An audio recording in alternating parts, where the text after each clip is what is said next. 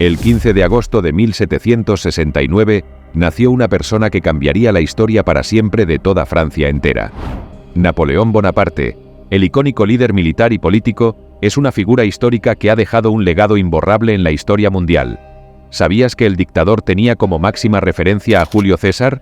¿Sabías que también era un aficionado a la jardinería, importando árboles y plantas de todo el mundo para plantarlos en su propio jardín? Su vida y carrera estuvieron marcadas por una serie de logros notables, pero también envueltas en misterios intrigantes que aún hoy despiertan la curiosidad de historiadores y entusiastas por igual. En esta exploración, nos sumergimos en algunos de los misterios más asombrosos que rodean a Napoleón, desde los secretos de su vida personal hasta las incógnitas que rodean su fallecimiento y legado. Bienvenidos al Tesoro de Cleopatra, el enigma del envenenamiento.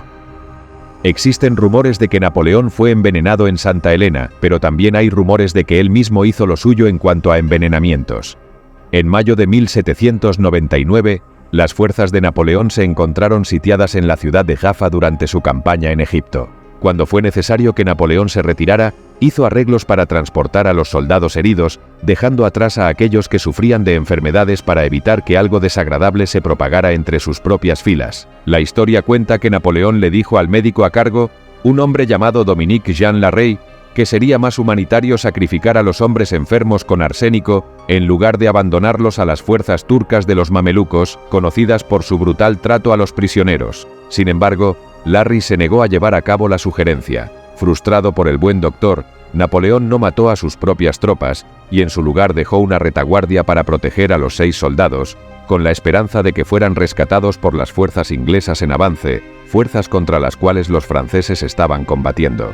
Parece que los mamelucos fueron un poco más despiadados, lo que resultó ser una buena jugada. Algunos de los hombres fueron efectivamente rescatados por los ingleses después de la retirada, pero el incidente no dejó bien parado a Napoleón. Comenzaron a circular rumores, amplificados por oficiales franceses y soldados capturados por el enemigo, que sugerían que Napoleón había ordenado personalmente el envenenamiento de cientos de hombres en Jaffa. Napoleón se defendió de estas acusaciones durante el resto de su reinado, incluso encargando una pintura que lo mostraba visitando noblemente a las tropas enfermas en Jaffa para tratar de mostrar a todos lo buen tipo que era.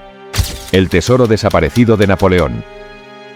La invasión de Napoleón en Rusia en 1812 fue un movimiento arriesgado, combinando tácticas brutales de invierno y guerra de guerrillas que los franceses simplemente no podían igualar, y terminó en desastre para los hombres de Napoleón. Se dice que de los 600.000 soldados que cruzaron hacia la aún no existente cortina de hierro, solo una fracción salió con vida. Es posible que casi 500.000 de soldados franceses perdieran la vida ese año. También podrían haber perdido un rumorado tesoro de 80 toneladas. A medida que el ejército francés hacía su retirada desesperada, al parecer, muchos soldados llevaban sacos llenos de objetos de valor saqueados en Moscú. Sorprendentemente, se rumoreaba que habían acumulado un botín significativo durante la ocupación de Moscú, saqueando prácticas habituales de guerra, tomando metales preciosos, joyas, obras de arte y otros objetos de valor de las casas aristocráticas, palacios e iglesias de la ciudad. Pudieron hacer todo este saqueo porque los rusos simplemente les permitieron tomar la ciudad, la incendiaron en su mayoría antes de irse, se llevaron todos los suministros de alimentos y esperaron a que los franceses se congelaran y se fueran. Se ha sugerido que la armada de Napoleón escondió el tesoro en algún lugar durante su retirada de Moscú. Un posible lugar es un lago cerca de Smolensk, que fue nombrado como un sitio potencial por Philippe de Segur, quien era miembro del personal de Napoleón. La afirmación de Segur tenía algo de verdad. Más tarde se encontraron armas y municiones abandonadas cerca del lago, pero no se encontró ningún tesoro. Sin embargo, algunos historiadores y cazadores de tesoros han sugerido que la historia de Segur fue fabricada para ocultar la verdadera ubicación del botín. El final enigmático de Napoleón. En 1815, tras su derrota en Waterloo, se rumoreaba que Napoleón estaba siendo objeto de múltiples intentos para liberarlo y permitirle volver a Europa. Debido a esto, su cautiverio en la remota isla de Santa Elena fue extremadamente seguro, con una estricta vigilancia británica en la isla y guarniciones en islas cercanas. Surgieron rumores de que Napoleón fue asesinado mientras estaba en prisión, a pesar de que su causa oficial de muerte fue el cáncer de estómago.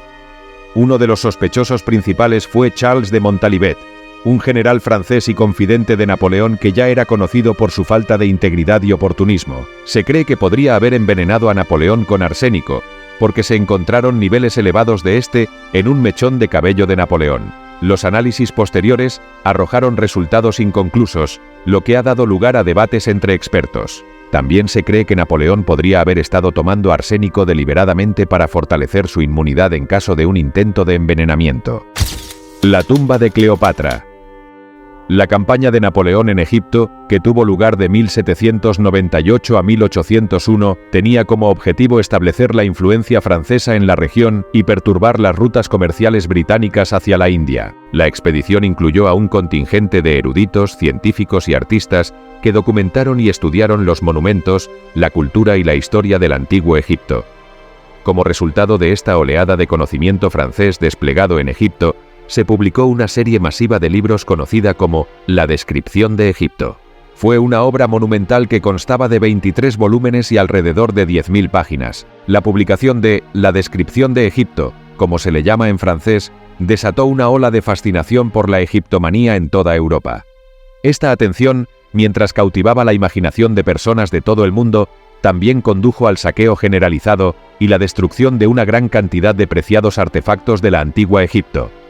La historia cuenta que, durante su campaña, Napoleón supuestamente descubrió la tumba de Cleopatra y ordenó que sus restos fueran llevados de regreso a Francia. Según la historia, los restos se almacenaron en el Museo del Louvre en París hasta alrededor de 1940, cuando un guardia del museo, sin saberlo, arrojó a Cleopatra a un alcantarillado. La historia nunca ha sido verificada, pero tal vez sea la razón por la que nunca se ha encontrado la tumba de Cleopatra. La máscara de la muerte. Cuando Napoleón falleció en la prisión de Santa Elena, varios individuos estaban presentes, incluyendo al médico francés François Carlo Antomarchi y el cirujano británico Francis Burton. Uno de estos médicos creó un molde con el rostro de Napoleón. Algunos afirman que el doctor Antomarchi fue el que creó el molde original, mientras que otros sostienen que fue el doctor Burton. Según la versión de la historia del doctor Burton, su molde fue supuestamente robado por una mujer llamada Madame Bertrand, una de las acompañantes de Napoleón en prisión. Se dice que Bertrand dañó partes de la máscara, dejando al doctor británico solo con los oídos y una parte de la zona trasera de la cabeza de Napoleón. Burton intentó demandar a Madame Bertrand, pero la demanda fracasó, y Bertrand vendió una copia de la máscara a Antomarchi. Más tarde, el doctor Antomarchi se trasladó a Cuba, y se dice que una de estas primeras copias aún se encuentra en el Museo de Santiago de Cuba. Otra copia ha terminado en un museo de la Universidad de Carolina del Norte.